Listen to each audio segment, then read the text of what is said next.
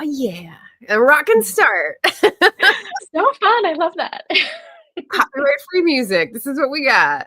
Hello, everybody, and welcome to Agitation August. My name is Margaret Pinard. Welcome to the channel. You're on Booktube. And for the month of August, we'll be talking about books that are choices of our lovely guests about something that shook them up and agitated them and either transformed their lives or they read for this event expecting it would transform their lives. So I'd like to welcome to my guest, Grace, and say hello. Hello. Thank you. Thank you for having me. Excited to be here. Yeah. So for this series / readathon, we're each picking a book and everyone has come with something that has transformed their thinking in some way. And then we're going to talk about a lot of different things because we had a lot of different notes. So I'm very excited for this today. You will find the playlist of all the past and future interviews in the description, as well as the calendar of all the books and the bingo cards and all the things to do with the month of Agitation August. So check out those down below, and we'll ask if you have questions as we go along. So what book are we talking about, Grace? Oh, so excited. I was so happy that you said you'd read this with me. So we're reading How to Resist Amazon and Why by Danny Kane. And I read the updated and expanded edition, and I think you read the original audiobook from 2021. I think, yeah. The original, I think, is from 2017, and then 2021 was one of the updates, and you read like the next volume from the one I did, yeah. Mm-hmm. Yes. I just want to read the subtitle because I think that's helpful in describing the book. I'm trying to give a summary at the beginning so people know what it's about. How to Resist Amazon and Why: The Fight for Local Economics, Data Privacy, Fair Labor, Independent Bookstores, and a People-Powered Future, which is pretty great. So why wouldn't you want all those things, right? So let us know how it first came into your life and why you decided to read it, and like what was the big mind-opening moment. Yeah. So I kind of sat down when I was doing the reread to think about like when did this come into my life, and was it the thing that got me thinking about Amazon and questioning Amazon, or was I doing that beforehand? And I went back and checked, and I was already kind of concerned with Amazon prior to reading this book, I will say. Um, but this one came into my life as a Libro FM subscriber. They actually gave a free audiobook a couple years ago. I think that they gifted it in 2023 maybe, and I read it that year. Hmm. So yeah, so that at that point, like I said, I'd already kind of become a skeptic about Amazon and concerned with their business practices. I had already pretty much stopped buying books from them around like 2020, especially, and got really concerned just in general with their business practices around that time, hearing about like the way they treat workers and especially and things like that. But then reading this kind of gave me even more fuel for that concern, but also gave me different ideas for how to kind of resist them, right? Different ways to do it. So I ended up quitting Goodreads after this and kind of doing some more significant things related to resisting. Excellent. I want to put in red flags because I feel like that's what first gets us to question a system. If we see one small thing and then we're like, I don't know about them. They seem a little sketchy. And then you dig a little further and it's a little sketchier. You dig a little further and like, oh, there's the bodies, like. Mm-hmm. Exactly. Not to preview Friday's talk, but yeah. So excellent. I hadn't read this book because I've been a bookseller. I've been a self-published author through Amazon and then wide. I've been a reader for a long time. And so I thought I already know most of the bad crap that Amazon is doing. I don't need to read this book. But when you brought it up, I was like, well, good excuse, right?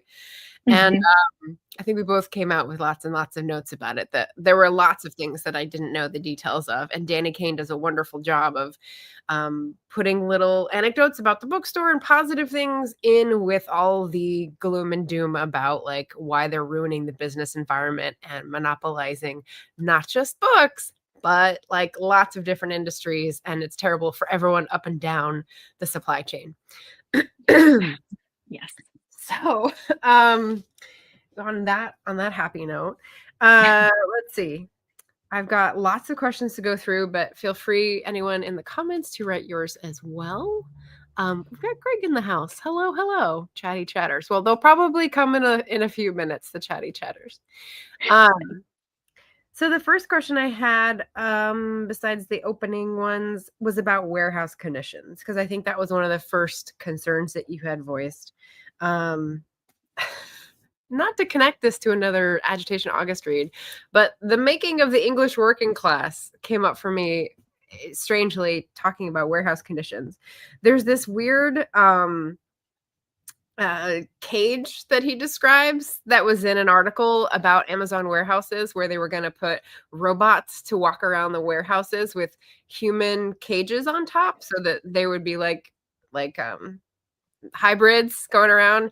And it just gave me this weird like dystopia feeling, obviously, but also the hammering of the frame knitters kind of thing from like 18th century, and the Luddite revolt, and all these sort of like previous things of where like, we're not doing that, you're going crazy.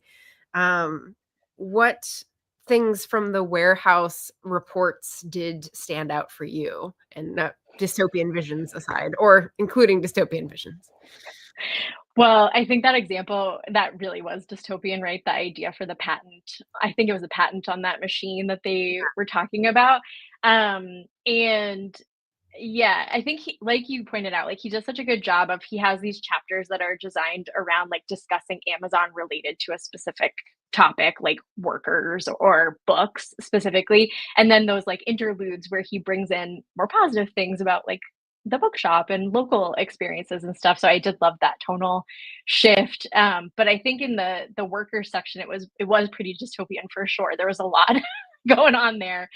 Some of the stuff that really, initially gave me the ick, things that I'd read about that got me kind of away from shopping with them as much as possible, was reading about the at least double the industry average of injury rates in warehouses. Like, yikes, that's horrifying. And I think especially in this book, the pretty dystopian pain medication vending machines that they have in the warehouses, that one really threw me for a loop the first time I read the book. I was honestly just surprised that it even exists, that someone thought that was a good idea to do that. Like, so disturbing. And then, yeah, and I think one of the lines that stood out to me on this reread, he talked about how people talk about like the promise for robots to kind of fix these issues with the warehouses, but he mentions that in robotic warehouses, which they've tested out at Amazon, the injury rates for human employees are actually significantly higher. And I had read that recently. Yeah, right. No surprises there. I'd even read that this year, that they've had tons of injuries and people are complaining that the robots, like, they just fly through the warehouse. Sometimes they're hitting people, right? It's just kind of awful to think of, truly. Right. Havoc. Yeah. Yeah, exactly. Let's see. We've got, what does that bring up for me? The warehouse piece.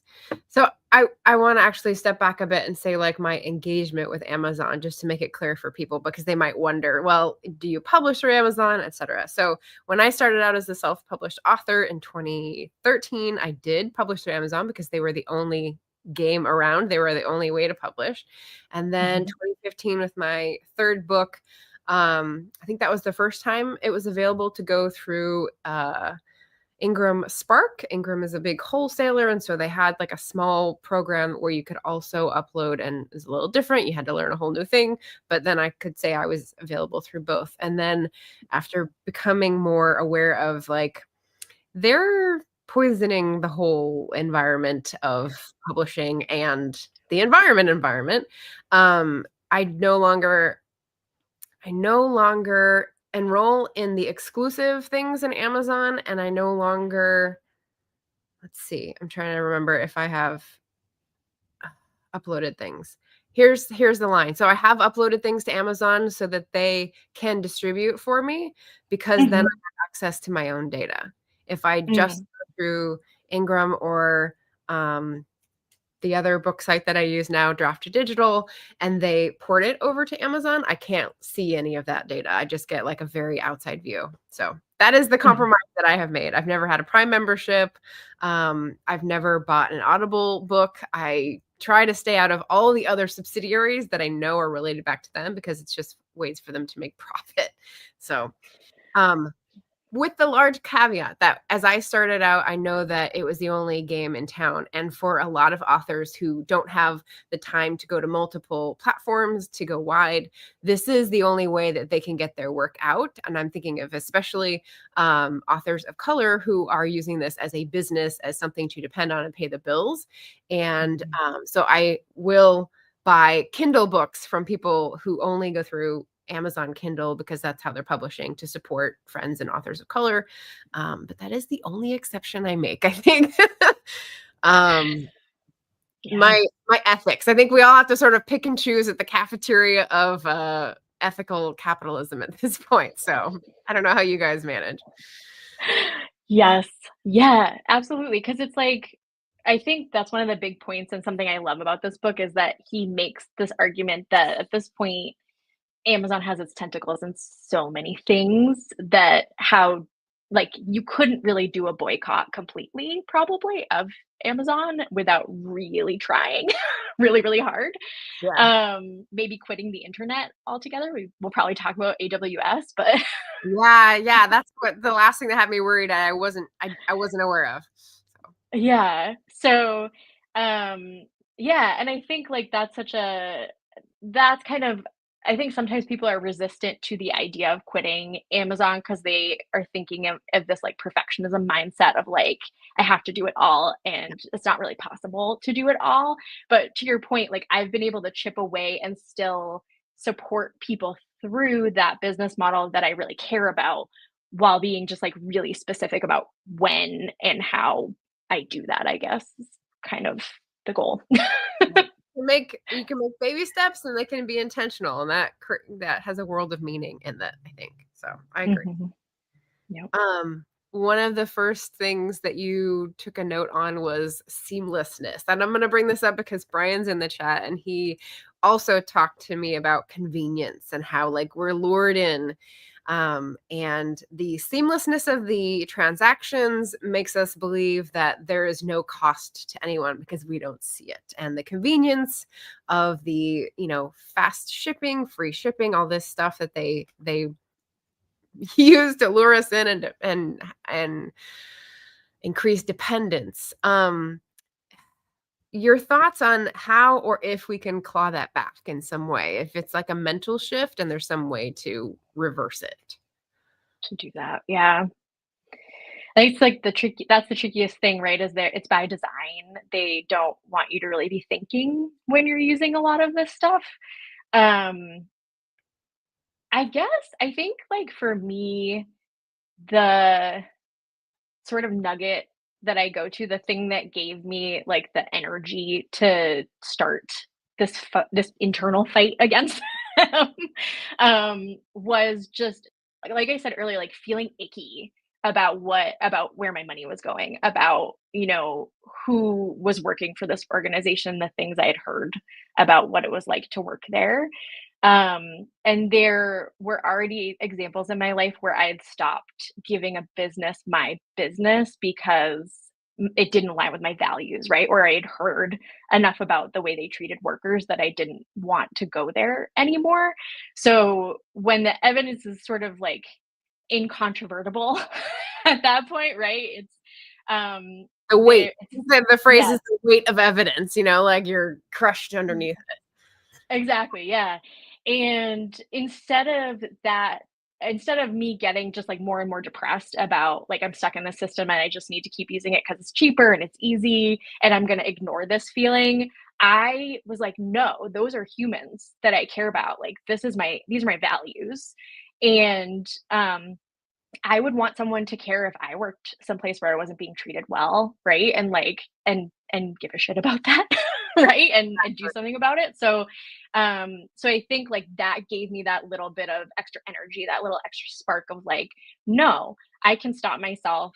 I don't like a lot of these things are luxuries that I'm buying through them. And I've lived in a world without Amazon and I know what that's like. I've bought things in a world without Amazon. So like I can find a way to do that again. And that's not, maybe it's like inconvenience to me, but it's worth it to me for the people that it might impact, even if it's a small thing.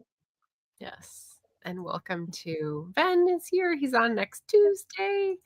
And Brian, as I indicated, when we were talking about convenience, it makes me think of Wall-E. Did you see that movie? I just have to comment on my conversation with Brian because it's like it makes me think of the people who are on the floating chairs and their bone masses like disappearing and they just sip everything out of a cup and a straw. And I think, okay, we're gonna end up like this. Like we're gonna shrink in our mental capacity until we can no longer decide things for ourselves unless we stick a flag in the ground at some point. So Mm-hmm. this is Yes. what we're here for. Yes. Yeah. Greg says, I remember back in 2000 when Amazon claimed a patent on the idea of affiliate programs. Bold. There was an anti-Amazon campaign, no more pesos for Senor Bezos. I love it. I love it. That's great. Yeah. And 25 years later, it's worse. So why do we all continue to spend on Amazon? Any ideas? I will start this and see if we have answers in the chat later because it's great. We'll probably cover some of our opinions as we go through. Yes. But Brian says Amazon is such a great example of ease, particularly with the Kindle. As an author, I kind of depend on Amazon for my already tiny sales. I avoid Amazon as much as possible, but I know I'm a hypocrite. There's those lines of pick and choose at the cafeteria, as I was saying. So definitely understand that part. Mm-hmm. Absolutely. Yeah. Absolutely. One of the things that I picked up on, and I think you did as well in the doing business category, was I think a greater American trend, which is what's the word I'm looking for? Abrogating responsibility in a legal way. So you say that's a third party vendor, or that's a subsidiary, or that's a short-term contract worker. That's not my fault. You can't pin it on me. And like everyone and their brother is doing this. And Mm-hmm. yeah, it's a big trend. And Amazon, if not a pioneer, was, um, the most effective just because of the sheer scale. So it's sort of the opposite of the circular economy that we're working towards. Do you know any businesses that campaign for the opposite, that are more investing in the circular economy that we can champion? Definitely. Yeah. I thought this was such a good question because this book makes me think about the circular economy a lot as like an answer to some of these issues, right? And some of the problems here. Um, and luckily I live in a part of New Hampshire. I live in the Monadnock region in New Hampshire, so it's like southwestern side of the state. And we have a ton of businesses that are a ton of thriving small businesses generally, but a ton that are very focused on like the environment and the idea of like circular economy stuff, philosophy, I would say. So that's really cool. We've got a couple food co-ops locally where you can bring reusable containers for like soaps and cleaning supplies.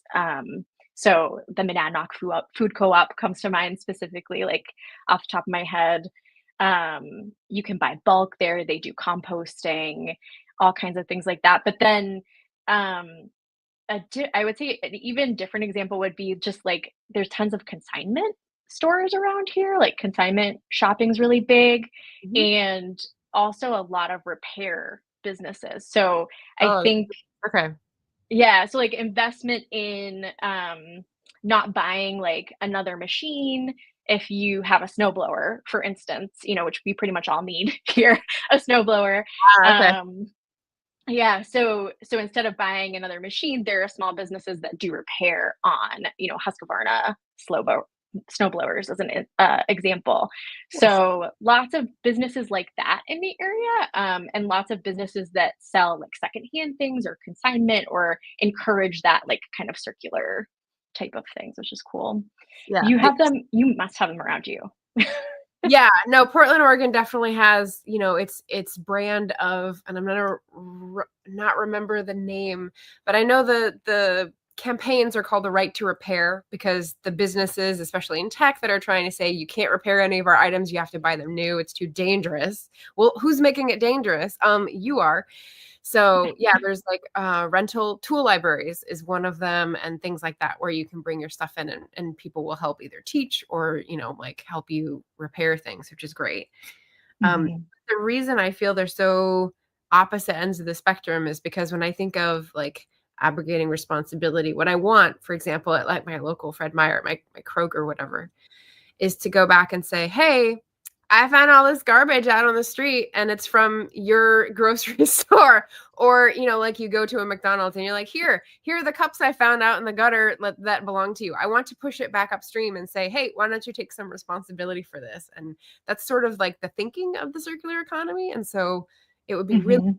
we had some way where you could, return bags or packaging, because packaging is huge, or garbage and litter and that sort of thing. So, ugh, yeah. Mhm, absolutely. Or even something I've heard people talk about with Amazon specifically, or any place that does like quick shipping like Mm, they do, is if there was an option for like a local pickup locker instead or something like that. Like I think that is something that can take out some of that, the transportation cost, like the impact on the climate that way, right? So they're kind of like middle paths that a lot of places have carved out to try to work on this. And I thought it was great in the book. I think he had a quote that was like, shouldn't the free shipping be the environmentally friendly shipping option, right? Like in a just world, wouldn't that be the case? And it's mhm. not, but it could be. In a justly incentivized world. Yeah, yeah, yeah, yeah. Yeah. Um, JC is here. She says this is an interesting interview for me to catch. Yes, fellow author on Amazon. And Jocelyn, good evening. And Diane, I'm catching up on 2 times speed. Awesome. And Leslie, so nice to see you guys. Did you want to take a turn pulling up one of your points, or Sure, I could do that. I'm trying to think. So we I'm going to go for the Monopoly one next if you want a moment to think of yours. to pull one in, sure. Um, Oh, interesting. nice. Ben says McDonald's does partnerships helping fund litter pickup in some areas. So, yeah, good optics. It's greenwashing-esque, but like if that's going to set you in the right direction, maybe it's a good idea. I like it. And Pat's here. Hello. Pat? Yeah, I think, man, I have so many notes, which I sent that to you. My questions and your notes and try to like meld them in my head at Mix the them same. all together, yeah. One of the things I did mention that I'm sure we'll talk about this more, but something when we were talking about sort of like what also, prompted you to start thinking this way or like realize it, I talked about the values piece, but I think another piece to mention is like just the idea that this company is extracting at every level in order to make their profit, including obviously from the customer. Mhm. So, the customer being the product in some We meant to cases, expand that right? part of the conversation. Yes, yes, yes. Yes. And so that really, on the flip side of like, the gooey nice reason that I wanted to do it is like I care about other people. And then the more like screw you Amazon reason I wanted to do it is I don't want to be a number to them. Like I don't want to just be a bunch of data that they sell to, right? So I wanted to throw that out there too. Right, advertising. What was the phrase that I said that someone said, if it's free, if the service is free, you're the product, basically. Like, I was like, oh, that puts it in pretty stark terms. And there was Yes. one quote you brought up towards the end. Amazon, Google, Apple, and Facebook, right? The big tech wield their dominance in ways that erode entrepreneurship, degrade Americans' privacy online, and undermine the vibrancy of the free and diverse press. And I thought there was a little missed opportunity, because degrade Americans' privacy online makes it feel like it's a modesty issue when you say privacy. And I'm like, it's not just privacy. It's like identity theft. It's security. It's like, what's it called? When you vote, it being secret, the secret ballot. Like there's Yeah. all just erode the rights right away. Like they're all gone once you know everything about you. So Yes. that hit me. Yeah, security. Put it in terms that everyone can like, red flag, Also so funny too, because at the same time they sell like what I would call security theater with ring systems, right? And surveillance. So they're very obsessed with this idea of making people feel safe in theory and selling that. But in practice, they don't care about your safety at all, really. So, yeah. Yeah, yeah. Mary, hello. There's someone from my family side. She says Amazon is just a huge search engine. That is true. In like Google, they are a huge search engine, and I would encourage folks to use the search engine part if they go buy their books elsewhere, because that's reverse showrooming.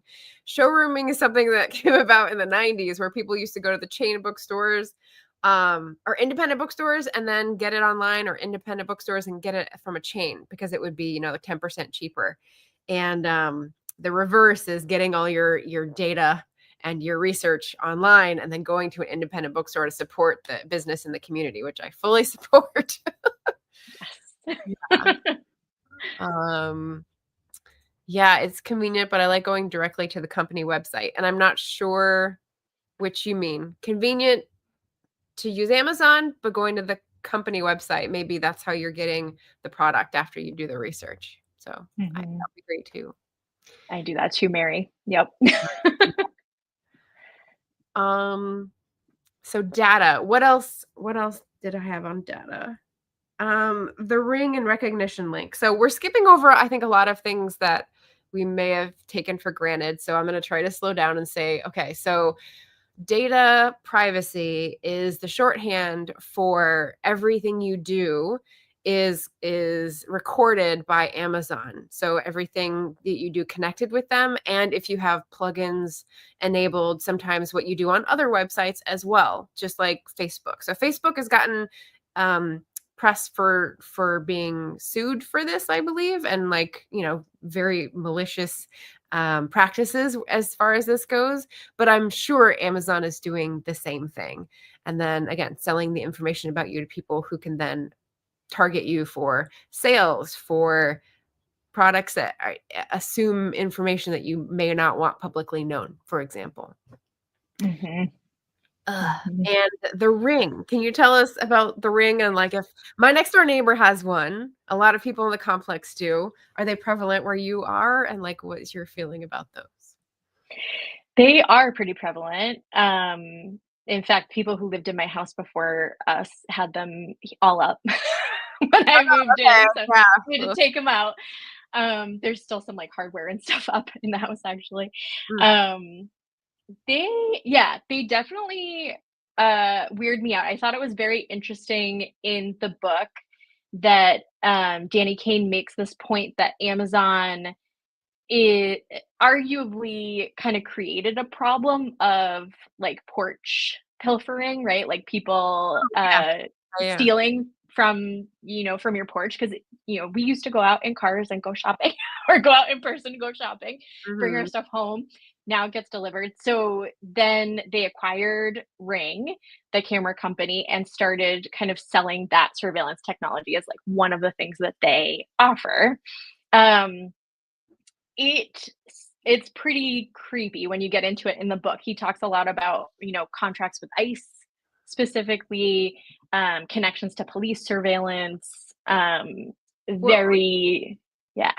what really What was shocked me that? was that they were trying to turn the local police department into salesmen.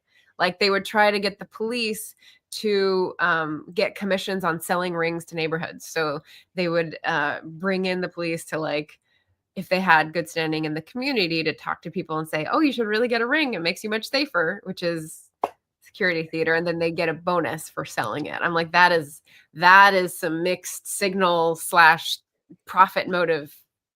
Yes, definitely not a good relationship there, that way.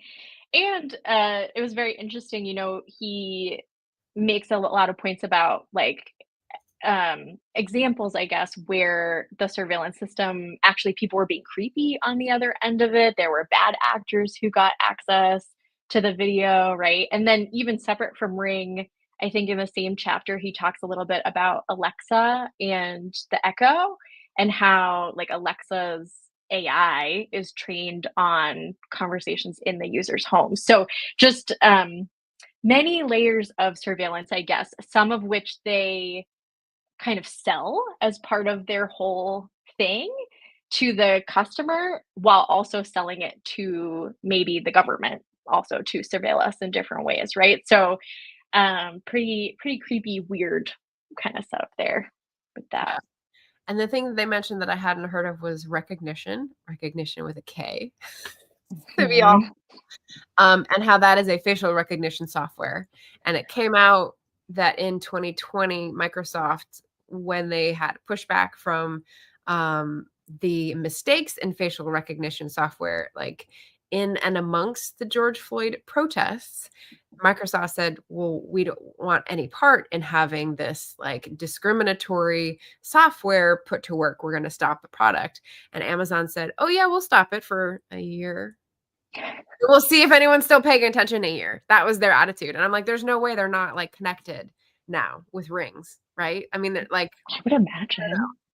Yeah, yeah. I would imagine. Um, Definitely creepy, right? And it does create the situation where like, are your neighbors afraid of you as their neighbor, right? Like it makes a I don't think that it makes us safer really. I think it makes us more afraid of each other usually to have things like this. So it feels like they're kind of amplifying the fear that sells the product Yeah. as well. Yeah.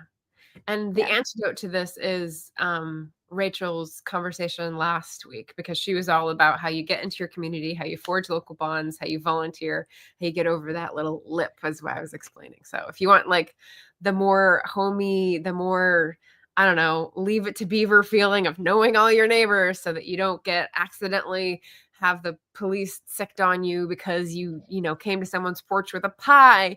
There's all these sorts of things where you're like, okay, we need to build our own bonds instead of going out to strangers to depend on them for everything. Whew. Absolutely. Yeah. Yeah. So catching up, Ben says, I find indie books on Amazon, then go to Blackwells. They tend to have a lot of the physical indies and the prices tend to be comparable. Not all, but a significant amount, which is great. I love Blackwells as well. Started out in Oxford or Edinburgh, one of the two, and they're good. Ben says, I deleted my Facebook a decade ago. Best choice I ever made. Yep. Way to go. Block the big tech. And then Ben says, police selling private products for surveillance feels very cyberpunk to me. 0 out of 10. You're not like it all. You were just on the record saying you love cyberpunk, but that's in your fiction, not in your real life, I assume. So yeah, valid. Fair. Ah. Okay, one of my like side interests or like things that I keep an eye on is anti-monopoly efforts. And so the thing that I found was pretty crazy was learning about the rulings and the legality of marketplace and how no one has called them on it. So basically, if you've gone on Amazon, you know that Amazon sells a bunch of products, of course, from their vendors. And then there's a thing called fulfilled by Amazon, which is like vendors getting their stuff in Amazon's warehouses, so they're quicker. But then there's also third-party sellers, and like I don't know where it is depending on which day and how in cahoots they are, but they can also sell things directly from person A out to person Z and just be the go-between and take a healthy cut, I'm sure. But the thing is, their product could be in competition with a third-party product, and they are the platform that is selling both of those products. So they're the adjudicator for who gets the spacing and the promotion, as well as a competing product. And so that definitely puts them as like a judge and one of the whatever that's called, defendant or prosecutor. And I'm like, how is that allowed? How is that legal to operate marketplaces? Where is It Lena doesn't Khan? seem like it should be, right? Yeah. It doesn't seem like it should be legal. Yeah. Yeah. It was very interesting. I think I don't know if the edition you listened to talked a little bit about like Robert Bork and it went into that a little bit. So some of the changes in like the anti-monopoly, like antitrust work. It might not have been this. It might have been a different book, but I definitely did read that book and like a doctrine from his time as a lawyer. Yeah, yeah. Yeah. So that was really interesting because I think he went into like Bork and Reagan sort of together have reinvented the concept of what is important when you're dealing with monopolies or anti-monopoly work, and specifically like the idea that as long as the consumer is doing well, as long as like prices are kept low, it doesn't really matter how big one company gets, as long as they're still keeping prices low, which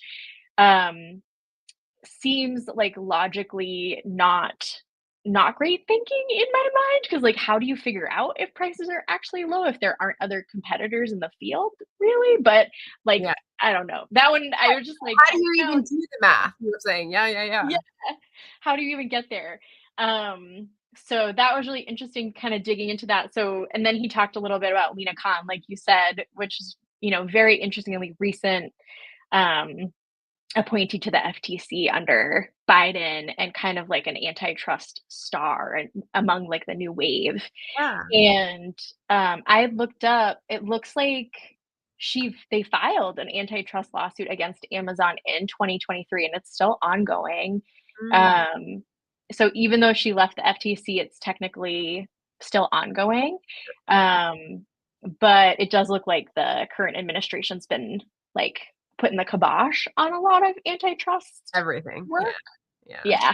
So What's funny is that the version I was reading was talking about Jeff Bezos building a ballroom in his DC suite. And I was like, how funny. What is it about ballrooms these days that are like grabbing the headlines as the thing to build for your little the oligarchs need their ballrooms again.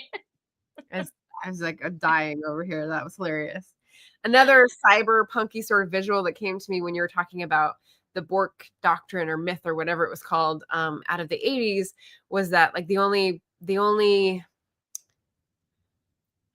outcome that they want from antitrust pursuit is cheaper prices for consumers. And I thought, God, this is making me feel like all they see of the American population is a bunch of mouths and digestive tracts, like we're worms and we're just like gobbling up stuff. Like citizens have to do a lot of other things besides consume, but you've reduced us to this one function.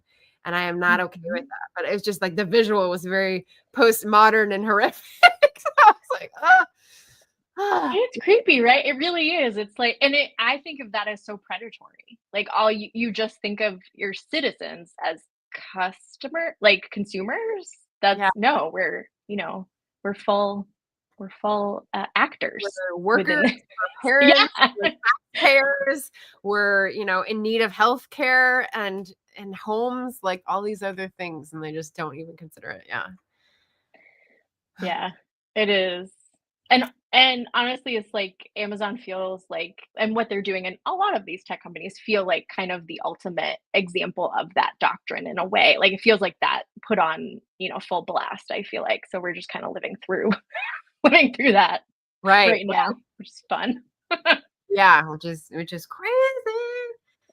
Um, okay, so what about, let's see, have we tried requesting, big tech data history. So, I on one of the very few occasions where I felt empowered to like take back my data privacy, as Brian was saying, you have to be as careful as you can when they allow you to, was when I heard 23andMe was going into bankruptcy hearings and like they were going to have to sell everything. What do they have as assets? Oh, all our genetic data. I was like, oh shit.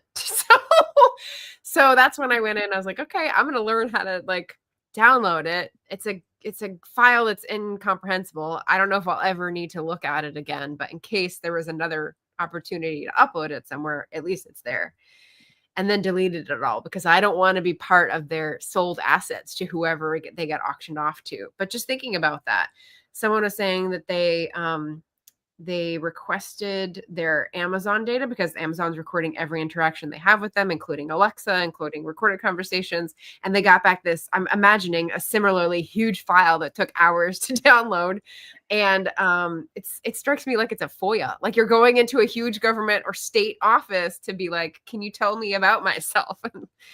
That just seems crazy to me. Have you ever interacted with someone or a company or a state that had like that much information, or not done it because they would have too much? Yeah. So, yeah, you had sent this question earlier, and this was such an interesting one too. I think it was Ben who said he quit Facebook, Yeah. right? So I did that too. 2020. I got to my limit with that platform, and I quit and deleted it. And I tried to collect my data and my pictures from them before I kind of Yeah. deleted everything. But it was kind of a nightmare, honestly, to try to get it. Like they really don't make it easy, especially unfortunately, the only thing I really wanted was my pictures. And they And one at a time. exactly. Yeah, and I got so frustrated, I was just like, "I'm done with you," and I just deleted everything 'cause, whatever. Um, so that was awful, and it honestly was, like, the end of it just put the icing on the cake of the bad relationship I had with Facebook, right, at the end of it. Um, Like I can hear the Instagram clang of the gate falling down, like I will never come back. Yeah, I will never come back to you. So definitely like that. And then Instagram, I like just deleted it all once I left there because it was at that point I was like, I'm done with this entire company. Um, Goodreads, I think I mentioned I left at the beginning of 2024. And at the time, that was a really good experience to collect my data. I don't know if that has changed with them, but it was easy. It was like a spreadsheet that I got that's very easily searchable, Mhm. with everything I've read. Cool. So Oh, yeah, that was 'cause great. I hadn't updated it. Yes. Yeah, the deleting the account thing. One of the things Danny Kane talks about is he deleted, I don't think he had Prime necessarily, but not only deleting the upper account, but like the actual account, like any record of his purchases and anything like that. I was thinking about that. I was like, but I don't know. I feel like what if I want to go back and find the dryer part that I bought 2 years ago because I need another timer for there's like random things that I have had to get. And I think, purchase history, where am I going to keep that and be able to access it? So that's one of those like convenience that I haven't deleted the account. Like I don't buy anything on there anymore except for that dryer part. But, yeah, I don't wanna lose the data. So, maybe I'll work my way around to deleting it, but I don't know how to store it otherwise. Um, Suggestions in the chat if you know how, that'd be great. Yes. If anyone has any tips, good tips. Yeah. Oh my goodness. Okay, so regulation, sort of following on from the anti-monopoly bit. Mhm. Um, w One of the things that gets really twisted with Amazon is, like, the concept of free speech. A lot of people in America will tout free speech, but for both sides. And so there's ways to twist it both ways. And I feel like our free speech fairness level has shrunk into a matter of, well, you got the same opportunity as someone else. And it doesn't take into account the platform, the megaphone, the sort of launching that some people have because of wealth versus others. And so it's effectively not the same. Like de jure versus de facto is there's no free speech. And it's just reinforced with the Citizens United decision where money is speech. And so I'm like, oh, we're barreling towards this wormhole that I'm like, how would we ever get out of this? How do we like untangle these in terms of having a fair playing field in a market?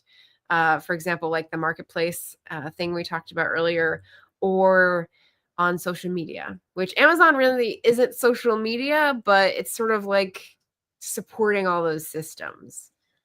What do you It think? is definitely. Yeah. Yeah. It's what a weird time we live in, right? Like Citizens United. Yeah. Yeah. What a strange time. Um, I definitely think that needs to be legislated out of existence. Like, goodbye to Citizens United if we can do it. Um, yeah, I think like where I have hope in this is that when I talk to regular people, they're upset about these things like I am, right? Like I think there's actually like a broad spectrum of people who are about this idea of like a tiny, ultra wealthy group of people kind of making the whole world their playground, essentially, and Yeah. and ignoring everyone else. Yes. Especially when oftentimes like we're the workers and consumers who make them that wealth. um, I think there's a lot that to be tapped into there, right? And like, unfortunately, a lot of our politicians in the US have been incentivized by this system to not be interested in changing that decision because they can get more money uh, in the way that it is. Yeah. Yeah. Uh, but I think that there are some politicians who are extremely popular who are very much against it, right? So I think we need more of that, more people refusing PAC money and actually like making that a big part of their platform, trying to change these things. Because it's definitely going to take actual legislation, I think, to change a lot of this stuff. And right now, we have a pretty dysfunctional Congress. So, speaking speaking nicely, we have a pretty dysfunctional. God. Yeah, yeah. No, I read Jane Meyer's book Dark Money like 4 years ago, and it was so good, and it was like one of those things that you were like, if everyone read this, we would have an arrow straight to the solution and we could solve this because like all the dark money is controlling the politicians' agendas. There was one incident, I think it was Portland city politics. It could have been something else where I read it, but it was like someone had falsified their small change checks by getting people in their company to write them. Or I know what it was. It was they were forging checks from people who worked for them who didn't know about them so that they'd have all these small donations to the campaign. So then they could tell the city, we've got this many donations, we're going to take your matching funds. So it was like frauding the city. I was like, this is wrong on like 3 different levels. What an awful grift. Yeah, it's like so many layers of grift there. Yeah, My gosh. yeah. So it's just like the dishonesty is just breathtaking sometimes. Yeah. And it's incentivized under Citizens United. Like that decision incentivized mm, this where we are. So I think like I don't know. I just think people need to wake up a little bit to it, right? People are for sure, but we gotta get more organized. yeah. I think we have to stop assuming that because people are rich and powerful, they deserve those riches and power. I think that's a big assumption that we make, that we grant. I'm reading a book about trust right now, and I think that Americans start out with a much higher level of trust in this political environment than we should. So, um, just put that out there. Yeah. Agreed. Yes. Leslie thinks, I don't believe this is the case, but Gilded Age is a beautiful show, and it might be influencing that people now want ballrooms, which fair, fair. Ben says, sometimes we get to see big companies get pulled in front of select committees in the UK, and the whole thing is available to view, which I think is good. It's fascinating watching reps from companies like Amazon squirm. Yeah, and Mark Zuckerberg. Like, I remember the Facebook trials. Those were very satisfying. But Yes. ultimately, well, he doesn't have any more products, so he's just holding on to what he can. Wish the True. committees had more teeth, though. Exactly. Yeah. I know you get some good Schadenfreude, but I want it to follow up with some Have an real, effect. Yeah, like, yeah. actual regulation then. Let's actually regulate them. Yeah. Yeah. Let's see. There's a documentary. Let's see. Positive. How do we proselytize? So that's one of my last questions to friends who are, I phrased it as addicted to the Amazon convenience. What do you think? Yeah, this is so I wrote down when I was thinking about this one, I wrote a few notes on it and I said, I think like the biggest thing I try to avoid is trying to make people feel ashamed at all for their economic choices or their personal choices. Like we don't live in a world where, like working people always have a lot of choices. So I don't think people should feel badly, number one, for having to use Amazon, especially if it's for like essentials and things like that. I don't want people to feel badly for that. And I don't think that's like a good way to incentivize leaving it either or wanting to. So I would focus on the fact that honestly, leaving Amazon has been kind of a joyful experience for me.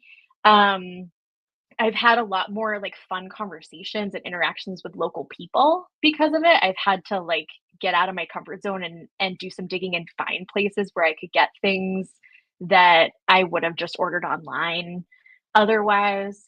Um, and that can be really fun. It can also honestly, it can save us money. Like, I was talking to my husband a little bit about examples, and one recently is like we had to buy a new lawnmower, and we went to a big box store in the area and we got a new lawnmower, and it immediately broke. Like as soon as we took it out of the packaging, the first time we used it, it was a piece of garbage.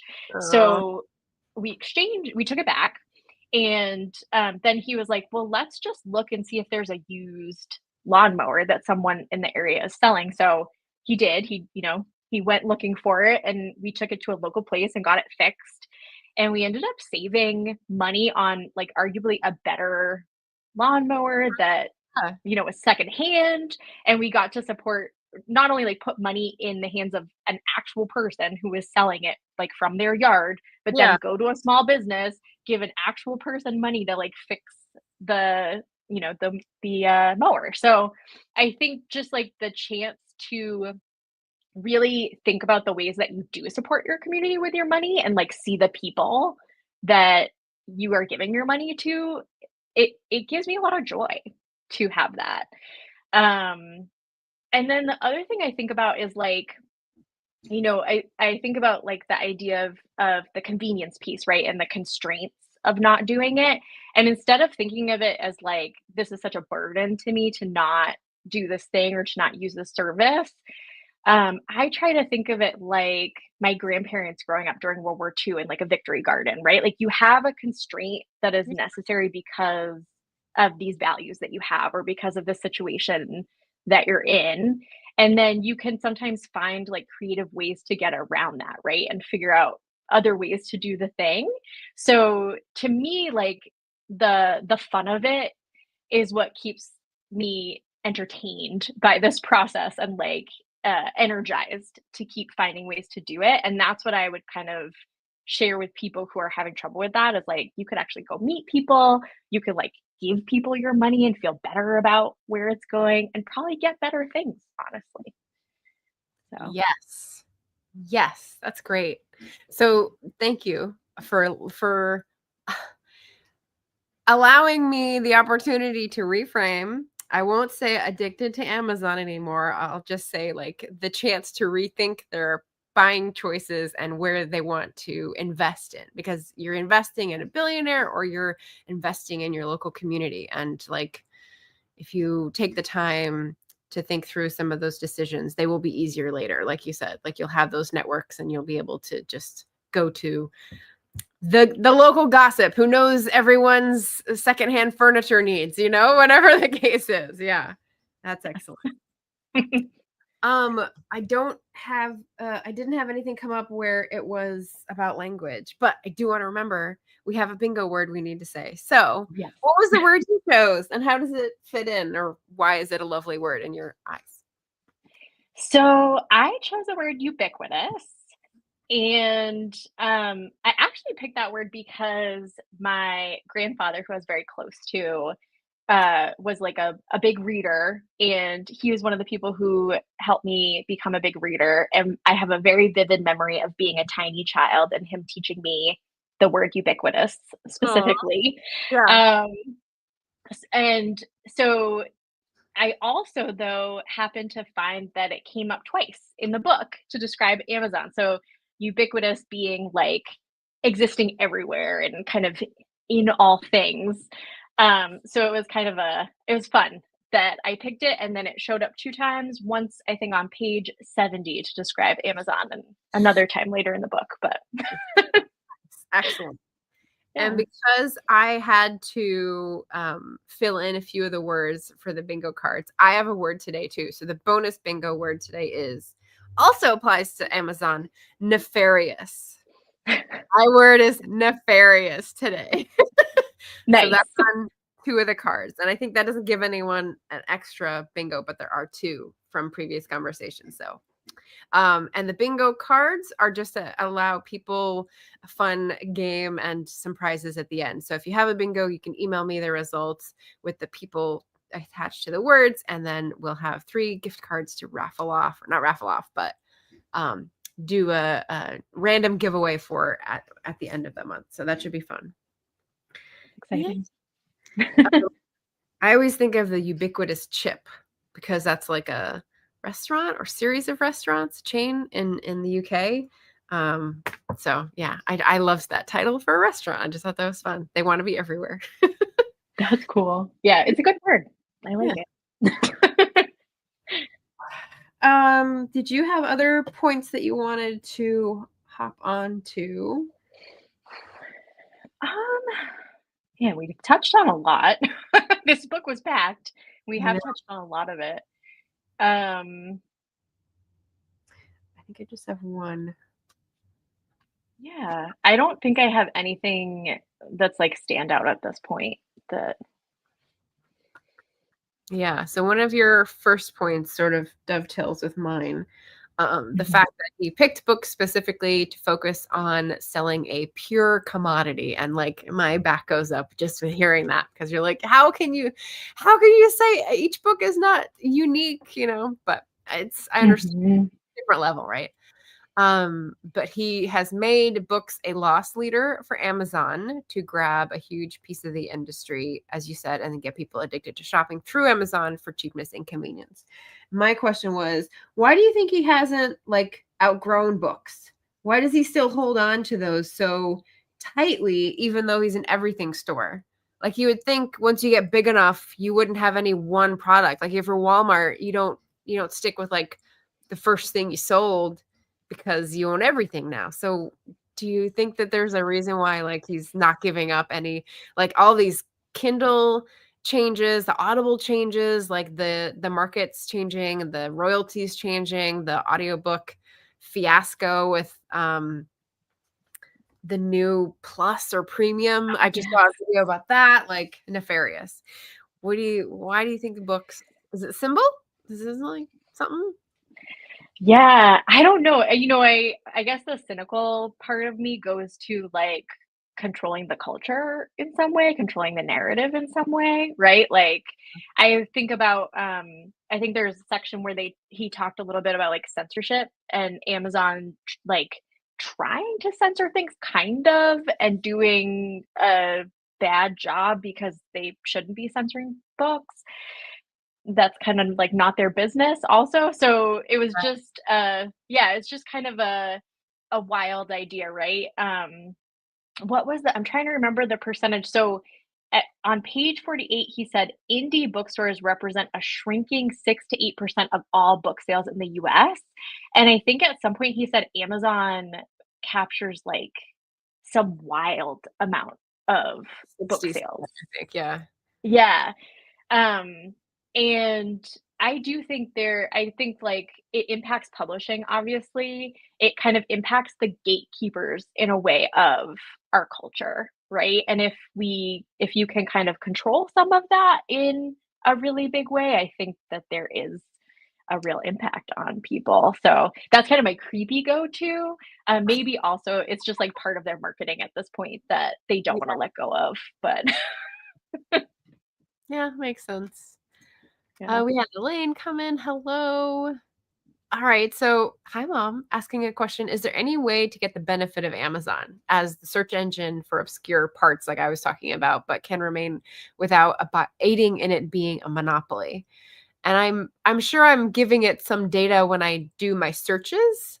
Um, but it's really last resort. So I feel like kind of like when I think about straws, right? Like I never use straws, but I know some people need them for illnesses and conditions which they can't control. And so I think, okay, if I never use straws, that leaves the small production of straws that need to be made for those people who actually need them. So I feel like if we can contain our purchases to the ones that like we can't find anywhere else, then that's sort of the best we can do at this point because of the monopoly situation. Yeah, that's how I feel too, and also trying to resist them in other ways, like, if you don't have to go through Audible, like you said, you don't like, I don't like to No, shop through Whole FM. Foods. Yes. Yeah. Love them. I also, like I kinda gamified it for myself. I don't know if that helps at all for anyone out there, but, like, I made rules initially to my sort of leaving Amazon journey where it was like, I'm not allowed to buy any books from Amazon, but I can pre-order certain books from my local indies. So, like, give myself a treat, have Substitution. it, Yeah. contained in a certain way. So things like that have helped me. I don't know. Again, just like being kind of rebellious in spirit with them and thinking like, I can use you sometimes to benefit me, but I don't want to be used by you as much as possible. So if I can avoid that, Yeah. yeah. That's the goal. Elaine Mhm. says, I shop local, small as much as I can, food, basics, etc. Only if I can find a deal plus no shipping will I use Amazon. Yeah, so you want to keep it in that small quadrant in the corner as much as possible. It's one of the few options to find indie authors, and I can afford, plus printed in Canada, so jobs overall. Yeah. Mhm. Yeah. Greg says he's agitated by AWS. This is one we did not go over, and one I had as like a hanging question on, which you might know, but this stands for Amazon Web Services, I believe, and it's all their, I want to say cloud computing, but it's data centers on the ground in places that are sucking up water and hogging all the electricity. So, yeah, how do we know whether they reeled off a bunch of companies that are storing their data through Amazon Web Services? And I was like, but okay, so T-Mobile was definitely one that had a Mhm. deal. I think Netflix, Yeah, maybe. Netflix I have as well, Yeah. and I'm just kinda thinking, like, but if it's just where data flows through, how I mean, no one just everyone doesn't disclose where they hold their data for their company, that's sort of a weird thing, so how would we ever know? Mhm. So Yeah, that one's really weird. And I was kind of looking it up because I was like, is there a way to really figure this out? And it seems like Amazon, Google, and Microsoft right now are the three biggest providers of cloud computing and storage. So pretty much if you're on the internet, you're using one of those three in most cases. There aren't a lot of alternatives. So personally, I think all three are problematic at the least. yeah. Um, should be broken up probably and regulated a lot more than they are. Yeah. So yeah, I was thinking like really I think one of the problems is just again like to use ubiquitous, how ubiquitous these services have become and how reliant our economy is on like three companies to keep the internet going kind of at this point. I think Brian is saying that OpenAI is establishing data centers in developing countries around the world. So like they're also trying to grab a piece of the market because their model depends on it. So they might be coming up in the ranks as a fourth, or other companies as well. But like, maybe I'm thinking about it wrong, because that's cloud storage is data storage, but I'm thinking more about like using the internet, which is a network for signals and data packets. Is that the same? If it's going along the road, it's not necessarily taking up storage. So it's different services. Like, because I think Starlink is the thing I'm supposed to be looking out for and not using. But how contracts with them aren't disclosed everywhere either. It's true. Yeah. Yeah. Yeah. It's very tough, right? Because these are like back end services that they're providing to businesses. And like in like a normal world, I wouldn't really have to care about this that much. I wouldn't have to have a degree in cloud computing to understand, you know, whether I could. Yeah, it was actually interesting. I searched this when you sent me the question, because I was like, I want to go see if there's anything good out there I could reference. And there was just a really good Reddit where someone was like trying to quit AWS altogether, and all these people who work in computer science were like, yeah, good luck to you. It's almost impossible to do it. You can, yeah. I feel like I'm 99% off Amazon other stuff. So the AWS piece, if it's a similar thing, like maybe this time next year, I can find that I can be off of it. We'll see. All right. So we're a little bit over, and I want to be mindful of your time. So I'm going to just go through the chat, and then we'll go with the poll questions and sign off here. Ben says, I follow the same logic with Amazon as I used to with the Argos catalog. I remember those. That was such a weird thing to discover in the UK. It's great for ideas to then go and potentially find elsewhere. Yeah, I have no idea what their business model was. It was kind of like IKEA, I guess. Like you see the showroom and then the warehouse is somewhere else, and it gets picked up and like brought to you. It's weird. Interesting. Greg says there are only 3 cloud services. Yep, like you said, Amazon, Microsoft, and Google. Elaine says so many ripple effects, whatever the business or service. You need hawk vision. Oh, I like that. Look at the big picture and make the best choice for you and the earth. Yeah, that's great. Oh no, if you use the internet in any way, you're using AWS. Greg, what are your credentials for saying these things? Are you an IT person? I don't know. You'll never know what part of your data lives where. Well, that's true. That I can comprehend. But it's those two functions that I wasn't sure if they were necessarily the same.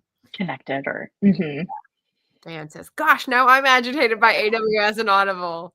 Oh my gosh. Well, go ahead. I guess we did it, right? If we got people agitated. Okay, Greg might have this answer. Cloud services are the big computing power behind software applications. For example, the software that runs YouTube. Cloud computing, cloud services. Okay, so it's not just storage of data. It's actually storage for the capacity to do all the, okay. Thank you for explaining that. That's helpful.